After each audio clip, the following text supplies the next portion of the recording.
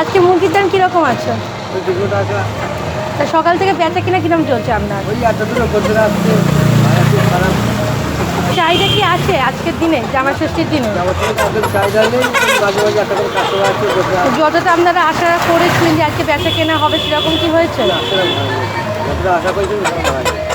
আমরা দেখতে পাচ্ছি এখনও অনেকগুলোই মুরগি রয়েছে, কিন্তু এখনও পর্যন্ত সেরকম বেচা কেনা হচ্ছে না, কারণ এখনও পর্যন্ত বৃষ্টি কিন্তু একটু হলেও থেমেছে, কিন্তু বাজারে এখনও মানুষ কিন্তু আসছে না।